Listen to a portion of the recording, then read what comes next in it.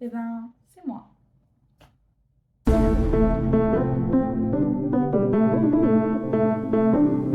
Alors, aujourd'hui, je vous propose un petit moment au calme avec tout ce qui est organisation. Alors, je vous propose de me suivre dans mon organisation papier de mes emplois du temps. Puisqu'il y a l'emploi du temps du travail, l'emploi du temps scolaire, l'emploi du temps bénévolat et l'emploi du temps sportif. Sans oublier les petits événements à côté comme euh, mes potes, comme ma famille. Voilà. Donc, je vais vous montrer tout ça aujourd'hui. Alors, pour ce faire, moi j'ai sur papier 4 types d'emploi du temps différents. Le premier, je l'ai toujours. Je le fais toujours en début de mois, voire je l'ai déjà commencé les mois d'avant. Quand il y a des vacances, quand il y a des événements qui ne bougeront jamais, comme par exemple les vacances scolaires. Ça, je les ai déjà notés depuis un moment sur l'emploi du temps de juillet-août par exemple. Ou pour mes voyages, c'est pareil. Donc l'emploi du temps du mois, il est continuellement en mouvement. Je l'ai sur ma porte d'entrée et c'est là où je modifie à chaque entrée et sortie. S'il y a une modification à faire, je modifie. Ce qui fait qu'il est extrêmement brouillon. Mais il me permet après de faire des petites modifications et de mettre les grands événements à plat sur les autres emplois du temps. Le deuxième, c'est un emploi du temps qui est fait en 2 semaines. Sur la même feuille, il y a la première semaine et la deuxième semaine. C'est toujours de 2 en 2 et je fais toujours la semaine actuelle et la semaine qui suit. Je ne le recommence pas la semaine suivante, donc la deuxième semaine finit par devenir la semaine actuelle. Ce qui fait qu'on a une semaine passée avec plein de stickers, plein de rayures. Ah, c'est fini, c'est super, ça aide à la motivation. Donc ça, c'est un emploi du temps qui est actuel. Actuel, il est en général parfait. Il n'y a jamais aucune modification durant la semaine, ou alors quelques petites ratures, mais vraiment très peu. En revanche, celui de la deuxième semaine, vu qu'on a une semaine d'avance, il peut y avoir des modifications. Ce qui fait que ça m'a amené plus tard, au bout d'un moment, à prendre un autre emploi du temps. Au début, je le faisais uniquement pendant la deuxième semaine, puis après, au fur et à mesure, je me suis mis à le faire chaque semaine. C'est un emploi du temps qui devient aussi précis que l'emploi du temps avec les 2 semaines, sauf que du coup, il n'y a pas de rature dessus, ou vraiment très peu si c'est en courant 2 semaines, et lui, il se trouve au même endroit que l'emploi du temps du mois. Ce qui fait qu'au moment où je sors et que je rentre de l'appartement, je peux voir les événements importants, les horaires, ils sont inclus, alors que normalement, sur celui dans l'emploi du temps du mois, ils ne sont pas notés, parce qu'il y a peu de place. Enfin, le dernier version papier, ça va être mon agenda. Mon agenda qui inclut chaque jour de la semaine et où chaque événement est noté. Là, il va y avoir tous les bons points des autres, sauf que je vais pouvoir aussi le transporter. Ça se transporte, c'est vraiment pratique. Un peu épais, ce qui fait que je ne l'ai pas toujours sur moi et que je privilégie le numérique. Mais il est vraiment très pratique parce qu'il permet de mettre à plat quand j'ai besoin de mettre loin mon téléphone ou alors quand je filme comme ça.